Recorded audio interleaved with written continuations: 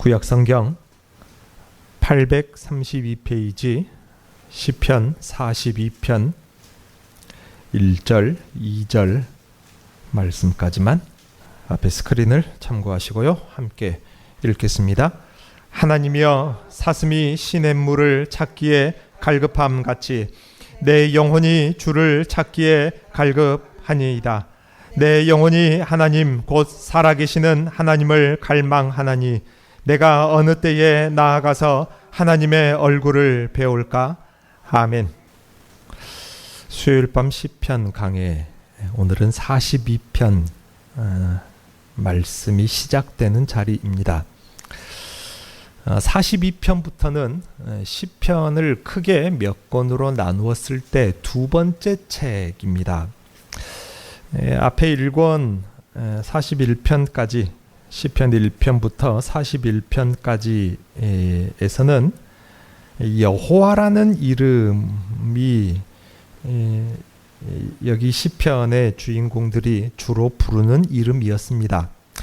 여호와, 하나님의 고유한 이름, 어떻게 보면 가장 거룩한 이름이라 말할 수도 있는데 모세에게 직접 내 이름은 이것이다 라고 가르쳐 주셨으니까요. 그런데 구약 성경, 특히 시편에서 이 여호와라는 이름이 사용되는 자리는 언약하시고 성취하시는 이 언약과 관련된, 언약이란 말은 하나님께는 반드시 성취하고 연결됩니다. 하나님은 반드시 지키시는 분이니까요. 그 이름의 의미에서 주로 여호와라는 이름이 지난 1권에서 사용되었다면 이제 여기 2권부터는 엘로힘이라는 이름이 압도적으로 많이 불려집니다. 히브리인들은 자신들의 상황에 따라서 하나님의 이름을 불렀는데 엘로힘의 하나님을 부르는 것은 그만큼 전능하신 하나님을 찾을 수밖에 없는 상황인 것이고, 그러한 고백들이 주로 여기 2권에는 나온다는 것입니다. 여기 시편 42편은 하나님이 계신 곳, 보통 시온이라 그렇게 말하는데요.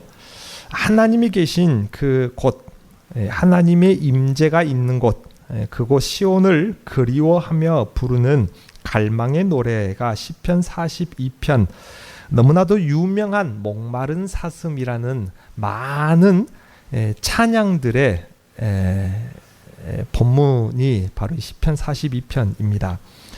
이 갈망하는 이가 누구일까요? 고라 자손의 마스길, 인도자를 따라 부르는 노래라고 원문 1절에 우리 성경 표제로 그렇게 붙어 있는데요. 이 고라 자손일까요? 아니면 다윗일까요? 둘 중에 누구이다 라는 정확한 근거는 없지만 고라 자손이 여기 시편의 목마른 사슴, 갈망하는 사람일 수도 있고 다윗일 수도 있습니다. 이 표제에 나오는 고라의 아들들은 레윗의 아들들 중에서 고핫의 후손인데요. 처음에는 모세를 대적하다가 많은 고핫의 후손, 고핫 백성들이 죽었습니다.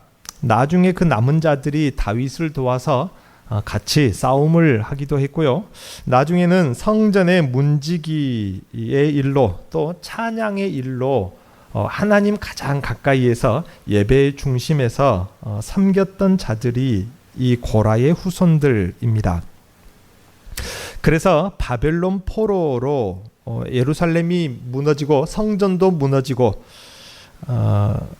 유다가 멸망했을 때에 바벨론 포로로 끌려갔던 이 고라의 자손들이 포로 생활을 하면서 성전과 예배를 섬기던 그때 그 시절을 몹시 그리워하며 직접 그들이 고백한 노래일 수도 있고요.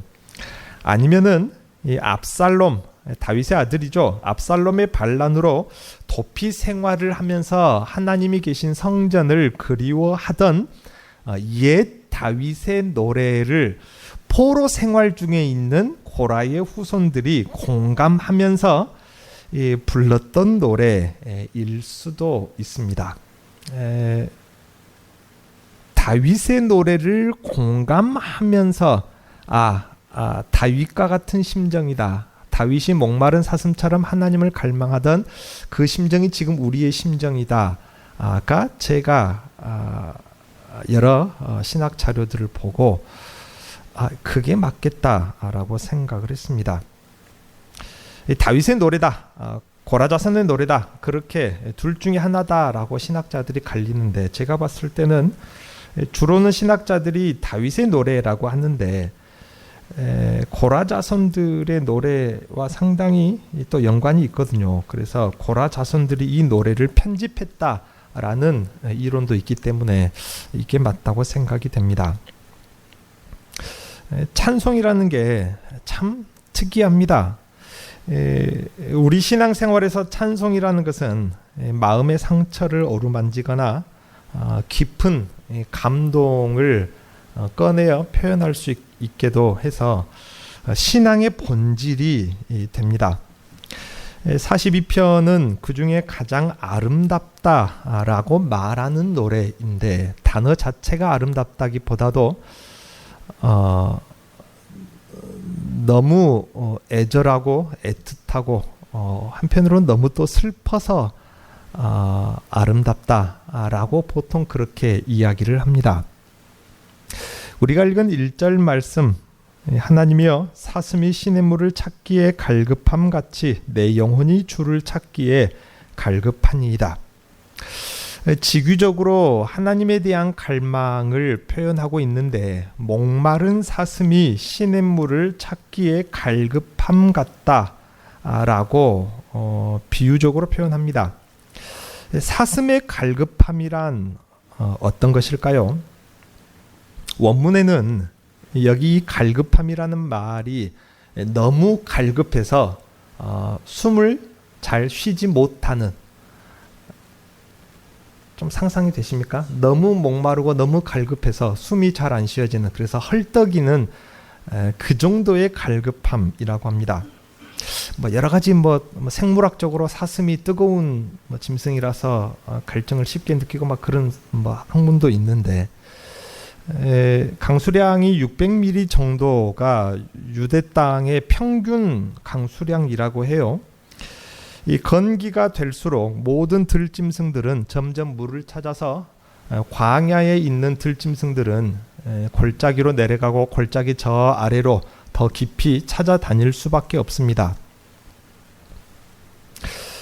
그렇지만 그 갈급한 이가 사슴 같다. 다른 들짐승들도 다 갈급할 텐데, 사자도 갈급하고 원숭이도 갈급하고, 낙타, 특히 낙타가 물을 얼마나 많이 마십니까? 거의 한 드럼 가까이 마시는 짐승이 낙타인데, 그런 다른 짐승도 있지만 왜 하필 사슴의 갈급함일까?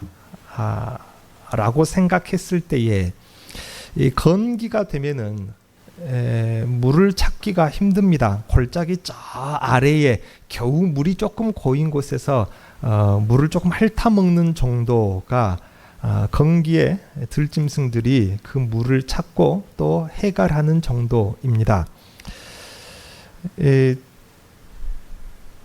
제가 광야 하룻길을 저는 내리막으로 가서 그렇게 많이 뜨겁기만 아주 죽을 정도로 뜨거웠고 많이 힘든 편은 아니었는데, 광야를 한참 내려가다가 그 사진 그때 봐서 아시겠지만은 그 광야 비탈길이 상당히 가파른데 수백 미터 됩니다. 저 아래, 저 멀리 건너편 골짜기에 수도원 같은 건물이 있거든요. 그곳이 아주 멀리, 그 크기라든가 그쪽 사람이나 거기 낙타나 저쪽 반대편의 염소들 보면은 크기가 가늠이 되니까 어느 정도 거리인지 보이잖아. 수백 미터가 됐는데, 저 아래쪽에 운이 참 좋게도 제가 이 광야에서 목마른 사슴들을 봤습니다. 한 3마리 정도를 봤는데, 사진을 빨리 찍으려고 했는데 제가 찍은 것 같은데, 제가 이 말씀을 준비하면서 아무리 찾아봐도 그 사슴이 들어있는 그 광야의 사진이 없습니다. 제가 보기만 했고 못 찍었나 봐요. 예, 저 아래쪽에서 한 2, 300m 저 아래쪽에서 사슴 한 3마리가 깡총깡총 뛰어다니다가 금세 어디로 사라졌거든요. 그때가 6월 달이었으니까 건기가 한참 막 시작될, 한참 목마를 때입니다.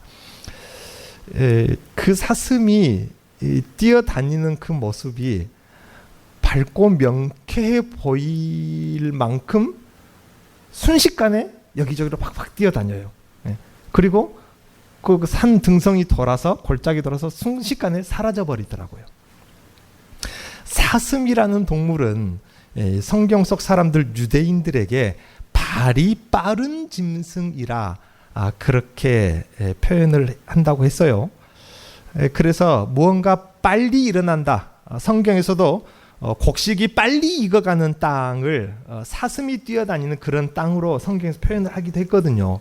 그만큼 발이 빠른 짐승이기 때문에 그만큼 다급하게 찾아다니는 것과 같다는 의미입니다. 이 말은 무슨 말입니까? 사슴이 건기가 되면은 물을 빨리 찾아야 돼요. 물을 빨리 찾지 않으면은 목말라서 죽고 맙니다. 물이 어디 있는지를 모르니까. 지금 당장 하나님이 여기 계시지 않으면 죽을 것만 같다는 그만큼 다급한 갈급함이 여기 목마른 사슴 같은 이 갈급함입니다. 가끔 드라마나 영화 같은 데 보면은 옛날에 서부 영화 70년대 80년대 그 시절 서부 영화가 있었거든요. 그 시절 영화를 보면은 사막 같은 데서 목말라 하다가 저 앞에서 물을 발견하면은 그 모래 산을 허겁지겁 뛰어내려서 어떻게 합니까? 막 물을 썩은 물인지 뭔지도 모르고 막 마시고 그렇게 지금 당장 하나님이 여기 계시지 않으면은 죽을 것 같은 다급함입니다. 이러한 갈급함이 지금 여러분에게 있습니까? 목사님 지금 평안하고 은혜도 넘치고 예배도 잘 드리는데 이런 갈급함이 없지요? 라고 할 수 있어요. 물론 그 말도 맞습니다. 그렇지만은 이런 갈급함을 우리가 이해해야 되고 그만큼 내가 하나님을 찾는 그 마음이 지금 있어야 됩니다. 여기 시편 42편, 43편까지도 사실 연결이 되는 시편인데요. 너무나도 그 의미가 중요합니다. 이 갈급함이 있고 없고는 참 중요한 문제입니다. 왜냐하면 하나님을 유일한 구원으로, 유일한 은혜로, 은혜의 생수로 여기고 있다는 증거이고 전제이기 때문에 중요한 것입니다. 다른 것은 아무리 나에게 많아도 소용없음을 느끼는 갈급함이 하나님에 대한 갈급함입니다. 하나님에 대해서 갈급하면요, 다른 것은 아무리 많이 있어도 소용없다고 생각을 한다, 그 말입니다. 하나님 말고는 지금 나에게 아무것도 필요 없다는 것입니다. 이것이 하나님을 향한 갈급함의 필요성이고 유익입니다.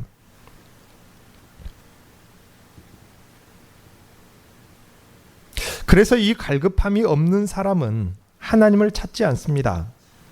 갈급함이 없는데 하나님을 찾겠습니까? 절대적인 하나님의 필요를 못 느끼는 것입니다. 어쩌면 그 사람은 영혼이 고장났거나 아니면 죽은 것일 수도 있습니다. 그러니 영혼의 갈증을 느끼고 있다는 것만으로도 아직 살아있다는 소망이 되는 것입니다.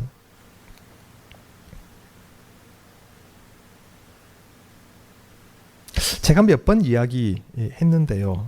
정말로 이런 갈증이 있는 것 같아요.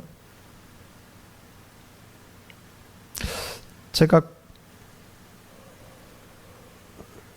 군 시절에 휴가 나왔다가 들어가는 그 첫날, 첫 번째 휴가 나왔다가, 보통 첫 번째 휴가 들어갈 때 군인들은 제일 힘들다고 하는데, 청량리역에서 내려서 이제 버스를 타고 한 번 타면은 구리시까지 갈 수가 있었습니다. 그런데 교회 예배당이 너무 그립더라고요. 이제 막 이제 부대를 이제 30분 차 타고 들어가면은 구릿이 들어가고 거기서 이제 부대로 들어가는데 예배당이 너무 그립더라고요. 그래서 제가 휴가 나와서 예배를 드리고 이제 수요 예배를 지금처럼 이렇게 드리고 이제 들어갔는데 수요 예배를 드린 지 하루 이틀밖에 되지 않았는데 예배당이 너무 그리웠어요. 그냥 뭐 버스 안에서 하나님 도와주십시오. 군생활 잘하게 하시고 두려움도 있지만 잘 뛴다. 그렇게 기도 얼마든지 그것도 기도고 충분한 기도가 되지만은 예배당에서 기도를 하고 싶더라고요. 그래가지고 청량리역 주변을 골목골목 돌아다녔어요. 낮이니까 십자가 잘 안 보이더라고요. 근데 교회 예배당을 한두 군데 찾았는데 다 문이 잠겼어요. 그래가지고 한참 제가 좀 일찍 이제 복귀를 하려고 낮쯤에 왔으니까 한참 한 1시간 가까이 멀리 걸어가가지고 어느 골목에 들어가니까 예배당 문이 열렸더라고요. 캄캄하게 이제 우리 교회만큼 조그마한 교회였어요. 저만큼 뒤에 어두컴컴한 예배당에 앉아가지고 한 20-30분 하나님께 조용히 기도하고 하나님 너무 두렵습니다. 하나님 도와주십시오. 그때 저의 그 심정이 저는 이 시편 42편 말씀 준비하면서 그때 생각이 너무 많이 났어요. 그때 하나님을 향한 갈급함이라는 게 이런 것이구나. 지금 당장 하나님이 나랑 같이 손잡고 저기 군부대로 들어가지 않으면은 죽을 것 같더라고요. 하나님 없으면은 나는 정말로 못 견딜 것입니다. 라는 하나님이 지금 당장 없으면은 살 수 없을 것 같은, 그래서 사슴으로 비유할 수밖에 없는 갈급함이구나 라고 생각을 하게 되었습니다. 이 사슴이 시냇물을 찾는다고 했어요. 그냥 물이 아닙니다. 시냇물 졸졸. 우리 동요도 있는데 어감이 예뻐서 시냇물을 찾는다. 시냇물 쩔쩔쩔 흐르고 물고기도 다니고 송사리도 다니고 피리도. 낭만적이어서 시냇물이 아닙니다. 성경 속의 사람들은 시냇물을 하나님의 은혜가 흐르는 것으로 여겼습니다. 지금 시인은 하나님의 은혜를 찾고 있는 것이고 더 본질적으로는 하나님을 찾는 것입니다. 그러니 이 하나님을 필요로 하는 갈급함을 다른 데서 채우는 것은 해결이 되지 않습니다. 마치 바닷물을 마시는 것과 같습니다. 어떠한 영적인 허기짐, 내면적인 공허함을 느끼는 사람들이 실로 많습니다. 그들은 이 갈증 때문에 세상의 방법으로 세상의 것들을 채우려고 합니다. 그런다고 한다면 어떤 물질로, 어떤 소유로, 혹은 어떤 사람으로, 관계적인 충족감으로, 어떤 쾌감으로, 쾌락으로 채우려고 한다면은 결코 그 영혼의 갈급함, 인생의 갈증을 채울 수가 없습니다. 시냇물을 찾는 것입니다. 하나님의 은혜만이 해결이 되는 것이고 하나님만이 해결이 되기 때문입니다. 그러므로 우리는 어떻게든 무슨 수를 써서라도 하나님의 은혜를 찾고 늘 찾아야 됩니다. 다른 것을 아무리 찾아도 소용없다 그 말입니다. 그렇기 때문에 바울 사도가 정말로 신약 시대에 우리에게 가장 많은 교훈을 주는 바울의 성경인데, 구약 시대 이 구약 42편의 시편 말씀처럼 바울은 다른 것으로 만족함을 느낄 수가 참으로 없었던 것 같아요.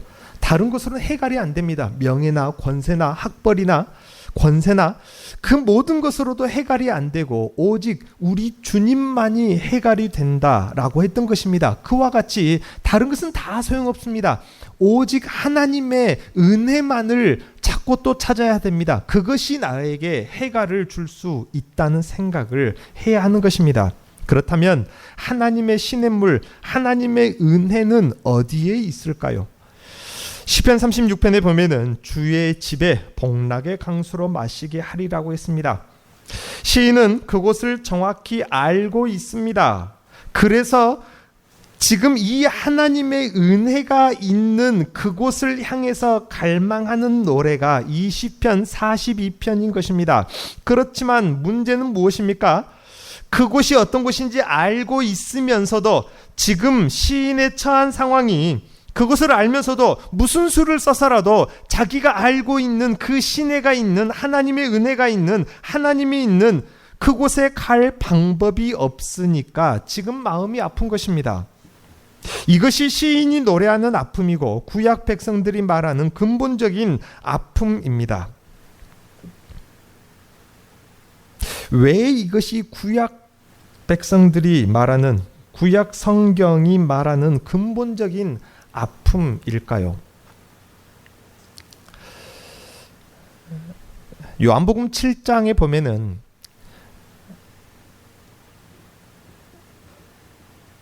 요한복음 7장 시작하면서 그때가 언제라겠죠? 초막절이라고 했어요. 초막절에 대한 절기 설명드린 거 생각이 나십니까?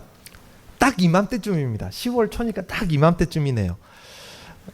우리는 이제 가을 메마른 절기가 시작됐는데 이스라엘 땅은 반대입니다. 이제 우기가 시작됩니다. 이제부터 비가 오는데 비가 제때 와야 파종을 하고 제때 파종을 해야 곡식이 제때 익습니다. 왜냐하면은 곡식이 막 여물고 익었을 때 뜨거운 동풍이 불고 사막에서 큰 세계적인 큰 사막에서 부는 뜨거운 동풍이 불어요. 그러면은 진짜로 2, 3일 만에 모든 풀들이 싹 말라버립니다. 근데 아직 여물이 들지 않았을 때요. 쌀 나락도 여물이 안 들었을 때 까보면 뭐 같아 어떻게 보입니까? 우유가 하얗게 물만 좀 들었어요. 여물이 아직 들지 않았는데 뜨거운 동풍이 들어버리면은 그대로 말라가지고 쭉정이가 돼버립니다. 그래서 제때 파종을 하는 게 아주 중요한데 그 제때 파종을 하는 것을 결정하는 아주 중요한 요인이 하늘에서 내리는 비입니다. 이맘때쯤에 하늘에서 비가 내리는데 사실상 기우제하고 비슷한 이스라엘의 절기, 중요한 절기 예배가 있는데 그것이 초막절입니다. 그 초막절과 관련해서 하나님께 용서를 빌고 사죄하고 속죄하고 용서를 받고 그래서 하나님께서 은혜를 베풀겠다. 율법에 명시한 대로 내가 너희들에게 은혜를 베풀겠다가 하늘에서 내리는 비입니다. 그래서 초막절 절기에 일주일 동안에 뭘 한다고 했습니까? 성전 번제단 옆에다가 버드나무 줄기를 잘라서 성전 11규빗 1호 3이라고 하죠. 1규빗, 5규빗, 3규빗 그리고 꼭대기에 뿔까지 해서 11규빗인데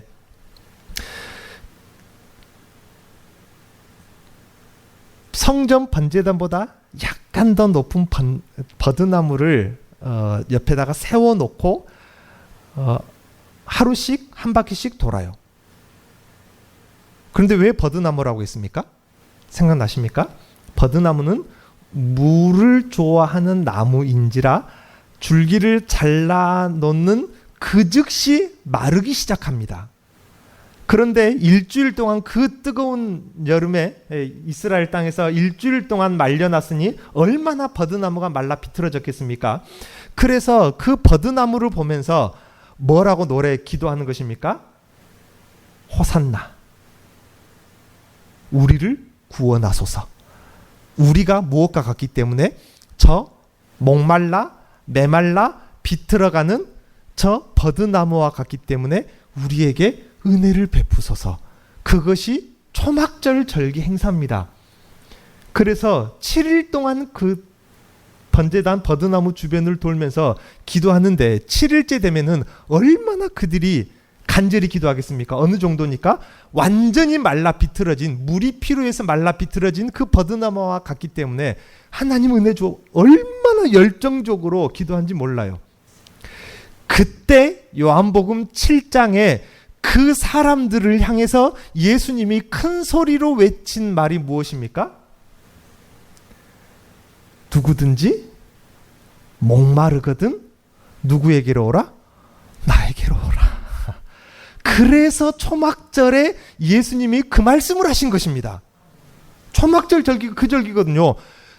하나님 비 안 주시면 우린 죽습니다. 지금 당장 안 주면 어떻게 됩니까? 저 버드나무처럼 됩니다. 여기 이 목마른 사슴과 같이 됩니다. 지금 당장 하나님이 없으면 우린 죽습니다. 당장 물을 주십시오. 그것이 초막절입니다. 그 사람들을 향해서 예수님이 누구든지 목마르면은 거기 돌고 있지 말고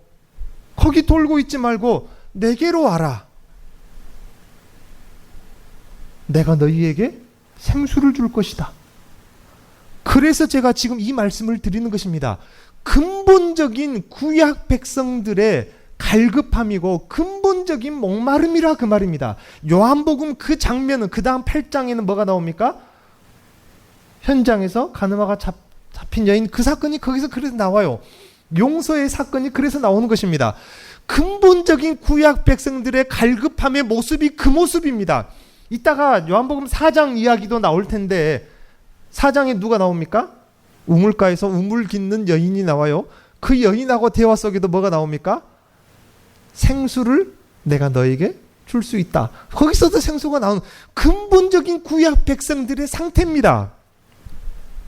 예수님 자신을 생수의 근원이라고 하셨습니다. 누구든지 목마르거든 자신에게 와서 마시라고 그들에게 큰 소리로 외쳤습니다. 요한복음 4장에 예수께서는 우물가의 여인에게 뭐라고 합니까? 내가 너에게 주는, 즉 주님이 주시는 영생하도록 속에서 솟아나는 물로 다시는 목마르지 않게 하리라고 했습니다. 그러니까 그 여인이 깨달았습니까? 못 깨달았습니까? 잘 못 깨달았어요. 그것을 나에게 주십시오.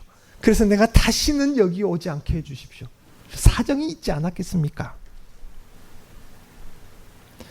우리 영혼의 갈증의 해갈, 바로 우리 주님 예수님 뿐입니다. 모든 갈급한 인생들은 예수를 만나야 합니다. 물건을 많이 산다고, 돈을 많이 번다고, 사람들을 많이 만나고 그 사람들과 많이 관계하고 충족되어진다고, 쾌락을 하고 쾌감을 느낀다고 해결이 안 된다 그 말입니다. 예수를 만나야 합니다. 거기서 마셔야 됩니다. 주님께로 가는 것, 주님을 만나는 것, 예수를 만나는 것이 무엇입니까? 주님을 만나는 곳이 바로 예배의 자리입니다. 거기에서 말씀이신 주님을 만나고 주님께 마신다고 했습니다. 그래서 주님이 포도주를 주신다. 이것이 내 피라고 했습니다. 유일한 해결의 방법은 예배의 자리이고 말씀이신 주님을 만나는 것입니다. 이것이 요한복음 4장이 말하는 지극한 은혜입니다.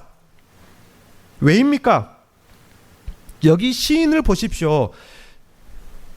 시냇물이 있는 곳, 하나님의 은혜의 생수가 에스겔서 보니까 성전에서 흘러나온다고 했어요. 그 생수가 얼마나 어마어마한 생수인지, 메마른 광야 사막에 강을 내고 12계절 12달 과일이 맺는 광야를 소생케 하고 죽음의 바다를 소생케 한다고 할 정도였습니다. 어딘지 알아요. 예루살렘 성전인 줄 압니다. 거기에 하나님의 은혜가 있는 줄. 그런데 왜 뭐가 문제입니까? 어딘지 아는데 뭐가 문제예요? 알면서도 가지 못하는 것입니다. 그러니까 요한복음 4장에 우물가의 여인하고의 대화에서 그 여인이 예수님의 말씀을 이해하지 못하는 것이 있었습니다. 왜요? 지금까지 구약 백성들이 알고 있는 상식에 하나님을 만나려면은, 예배하려면은, 생수를 마시려면은, 은혜를 받으려면은 어떻게 해야 됐었어요? 그곳에 가야 했습니다. 그곳이 어디입니까? 여기 사마리아 북이스라엘 여인, 북이스라엘 사람들이 상식에는 예루살렘, 남유다 예루살렘 성전에 가든지 자기들이 섬기고 있는 여기 저 사마리아 저 위에 언덕 위에 있는 여기 그리심산 위에 성전에 둘 중에 한 곳에 뭐 해야 된다? 그곳까지 가야 한다라고 생각을 했습니다. 그러니까 예수님이 뭐라고 합니까? 이제는 그럴 필요가 없다. 하나님은 영이시니 예배하는 자가 영으로 예배할 때가 올 것이다. 예수님이 주시는 생수는 바로 그것이다 그 말입니다. 그러니까 여기 시편 42편은 구약 백성들의 근본적인 갈급함입니다. 하나님을 만나려면은, 해결하려면은, 생수를 마시려면 어떻게 해야 된대요? 거기까지 가야 된다. 그런데 이 사람은 못 가잖아요. 그러니까 갈급한 것입니다. 당장 죽을 것 같은 것입니다. 그러나 우리의 지극한 은혜가 무엇입니까? 우리는 우리 안에서 내 안으로 찾아오시는 주님, 내 안에서 영원토록 동행하시고 내 안에서 영원토록 동거하시는 주님이 내 속에 계시니 영원히 솟아나는 딱 예수님의 말씀대로 되지 않았습니까? 우리 안에서 영원토록 솟아나는 샘물이 되십니다. 그러니 감옥 안에서든지 불 속에서든지 가난 속에서든지 질병 속에서든지 원수에 둘러싼 진영 안에서라도 항상 내 안에서 내 앞에서 은혜의 강물이 흐른다 그 말입니다. 그러니 우리가 얼마나 기가 막힌 은혜 속에서 살아가고 있습니까? 영원토록 속에서 솟아나는 이 사슴이 갈급한, 고라자손들이 갈급한, 다윗이 갈급한 그 생수가 그토록 찾아 헤매 지금 당장 없으면 죽을 것 같은 그것이 우리 안에 있지 않습니까? 문제는 여기서부터입니다. 지금 이 시인은 그래서 이렇게 이토록 갈급해하며 은혜의 자리, 그 자리를 사모하는데 우리는 너무 흔한 것이 되어버렸습니다. 예배라는 것이 너무 흔해 빠진 것이 되어버렸습니다. 일주일에 한 번이면 된다. 나는 기독교인이다라고 말하는 사람들은요, 1년에 2번 갑니다. 절에도 1년에 한 번 가면서 뭐라고 해요? 나는 무슨 신자다? 불교 신자라고 해요. 4월 초파일 한 번 가면서 나는 불교 신자라고 해요. 그런 기독교인들이 많습니다. 부활절에 한 번 오고, 아니고 어떤 사람 있습니까? 성탄절만 한 번 오는 사람 있어요. 너무 흔한 것이 되어가지고 전혀 간절함도, 전혀 갈급함도, 사모함도, 그래서 마음 아픔도 없는지도 모릅니다. 그래서 이 뒤에 보면요, 그 소중함을 잃은 자들의 노래가 나오는 것입니다. 너무 흔하니까, 예배가 일주일이면 몇 번씩 있으니까 그중에 한 번만 드려도 되지. 너무 흔한 것이니까 여기 고라자손인지 포로로 끌려간 고라자손들인지 아니면 다윗인지는 모르겠지만은 이 사람은 당장 없으면 죽을 것 같이 갈급하지 않습니까? 그런데 이것이 너무 흔하니까 소중함을 모르는 거예요. 그러다 그것을 잃은 사람들의 그 아픔이 뒤에 나옵니다. 2절을 보십시오. 내 영혼이 하나님 곧 살아계시는 하나님을 갈망하나니 내가 어느 때에 나아가서 하나님의 얼굴을 배울까? 2절은 비유가 아닌 직접적으로 갈급함을 말합니다. 그래서 원문에 보면은 생존하시는 하나님을 찾는다고 했습니다. 하나님 살아계시는 게 당연한 진리 아닙니까? 그런데도 왜 이렇게 특별하게 말합니까? 생존하시는 하나님, 살아계신 하나님, 이 당연한 건데 시인의 현실이 마치 하나님이 안 계시는 것 같기 때문입니다. 원수들은 네 하나님이 어디 있냐라고 조롱을 하고 그 자신도 하나님이 계신 것과 너무 아득하게 멀리 떨어져 있어. 말했잖아요. 구약 백성들은 거기에 가야 한다고요. 이렇듯 상황에 스스로의 마음을 보호라도 해주려는 듯이 과거에도 계셨고 지금도 분명히 살아계실 텐데 그 생존하시는 분을 부르고 있기 때문에 너무나도 당연한 것을 살아계시는, 지금도 살아계신 하나님하고 부르고 있는 것입니다. 그러니 반드시 응답하실 하나님이신 것이죠. 그래서 시인은 원문에 내가 언제쯤에나 하나님의 얼굴을 배울까 라고 2절은 나와 있습니다. 갈급한 마음을 탄식하며 내뱉는 것이죠. 하나님의 얼굴을 배움라는 것은 성전에 들어가서 하나님 앞에 서는 것을 말합니다. 내가 언제쯤에나, 도대체 언제쯤에나 성전에 들어가서 예루살렘 그곳까지 가서 하나님 앞에 서고 하나님을 배울까? 그날을 손꼽아 기다림인데 결국 하나님과 교제하는 것, 예배로 소통하는 것을 손꼽아 기다리는 것입니다. 어쩌면 우리는 단순히 예배 참석만으로, 성도 간의 친목만으로 충분하다, 우리의 예배 생활은 충분하다, 신앙생활은 충분하다라고 생각할 수 있는데 그러면 안 되는 것입니다. 보십시오. 그러지 않습니까? 하나님 그 자신에 대한 갈급함, 말씀에 대한 이 갈급함, 은혜에 대한 이 갈급함은 흔하다고 해서 그것이 소중하지 않게 돼버리면 안 된다 그 말입니다. 그것이 지금도 내게 있는가를 늘 물어. 나는 지금도 말씀을 갈급하는가? 나는 지금도 예배를 갈급하는가? 나는 지금도 은혜를 갈급하는가? 그 말입니다. 하나님은 지금도 살아계시니 간절히 찾는 자에게 응답하시니 여러분 간절히 찾고 또 찾으십시오. 나의 간절함 때문이 아니라 엘로힘의 하나님의 능력이 나를 하나님께로 더 깊이 회복시키실 것입니다. 그러니까 바울 사도는 주님께 사로잡힌 바 되기 위해서 나는 더 달려간다고 했어요. 이미 하나님께 완전히 사로잡힌 바 되었는데, 내 안에 예수가 사신다 할 만큼 사로잡힌 바 되었는데, 그 주님께 더 사로잡히려고 더 그만큼의 갈급함이 끊임없이 있어야 된다 그 말입니다. 성령으로 온전히 교제하는 지금 이 모든 시간을 감사하고 찬송할 수 있어야 됩니다. 우리 교회는 지금 은혜가 있어요. 넘칩니다. 물론 어떻게 보면 모든 성도에게는 아닐 수가 있습니다. 그렇지만 은혜가 있을 때 이 소중함을 여러분 지켜야 됩니다. 제가 전에 부목사 아닌 부목사로 잠깐 한 2년 있었던 교회 처음 갔을 때 그 교회가 한 120명에서 한 150명 정도 왔다 갔다 하는 예배 숫자가 꼬박 참석을 했어요. 목사님의 설교도 상당히 신학적이고 논리적입니다. 제가 워낙 그 목사님을 존경했고, 내가 이 다음에, 난 아직 목회자가 아니었을 때, 신학생도 아니었을 때 내가 이 다음에 설교하면 저렇게 설교해야 되겠다 라고 할 만큼 군더더기 없이 아주 설교를 잘하시는 분입니다. 성도들도 꼬박꼬박 예배 잘 참석했고, 그런데 제가 그곳에 갔을 때 처음 만난 그 교회 그 상태는요, 완전히 메마른 영혼이었습니다. 그 교회 성도들 내가 알거든요. 그 10년 전에, 지금부터 말고 더 10년 전쯤에 제가 거기서 잠깐 성가대 지휘를 했었어요. 그래서 너무 잘합니다.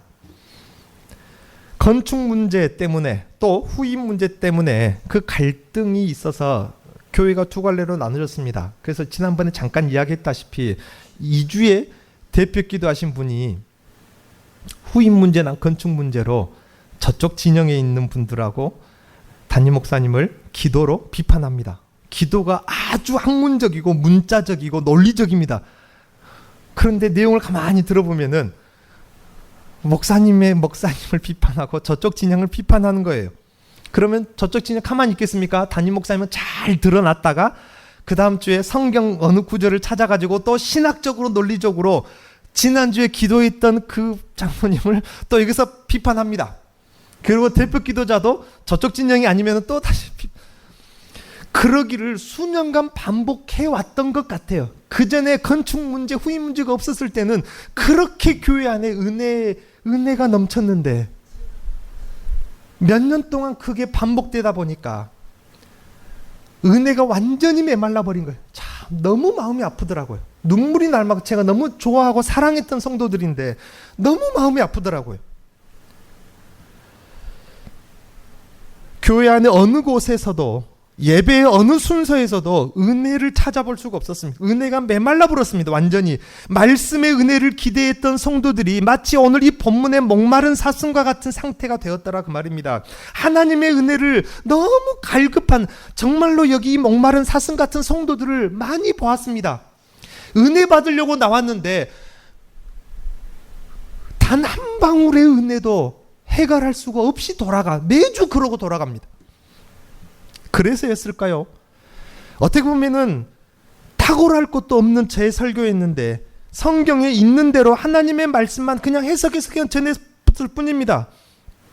그렇지만은 그 탁월할 것도 없는 제 설교에 얼마나 그 성도들이 기뻐하며 감격해하는 모습을 보았습니다. 그 중에 한 권사님은 이렇게 말한 경우가 있었어요.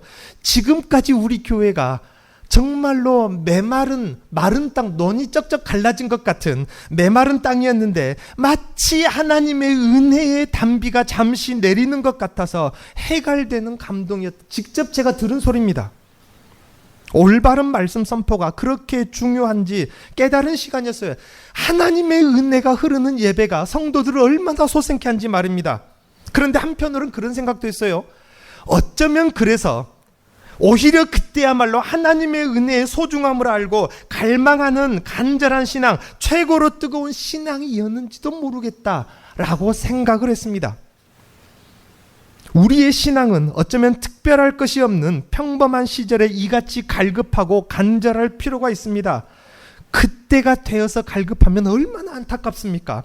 은혜가 있다고 생각된다면 지금 이 은혜를 소중히 여기고 더 갈급하시고 이거를 지키도록 노력하십시오. 갈급함이란 소중한 것을 지금은 잃었기 때문이고, 그 소중한 것은 언제 지킬 수 있습니까? 있을 때만, 그 소중한 것을 가지고 있을 때만 지킬 수가 있는 것입니다. 그런데 왜 그렇게 못합니까? 어쩌면 하나님이 늘 가까이에 있는 지금 오히려 너무 하찮게, 너무 흔하게 여겨지고 있는 것은 아닌지 생각해 봐야 됩니다. 그분의 말씀이 언제든지 어디서든지 들을 수 있다고 생각하니까 오히려 너무 흔한 것으로 느껴져서는 아닌지, 그래서 지키지 못한 것입니다. 그 성도들 같이 말입니다. 너무 흔할 때가 있었어요. 목사님 매주마다 명설교를 하셨거든요. 너무 흔할 때가 있었습니다.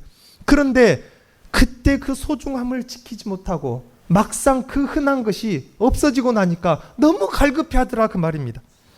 만약 지금이 은혜가 있고 평범할 때라면은 하나님의 은혜와 평강이 있을 때 그것을 지켜야 합니다. 가장 소중한 것을 더 소중히 여기지 않으면은 이 소중한 하나님과 그 은혜가 다 낭비되고 말 것입니다. 이토록 소중한 하나님의 말씀과 하나님의 은혜를 지금 지키는 것은 그렇다면 무엇일까요?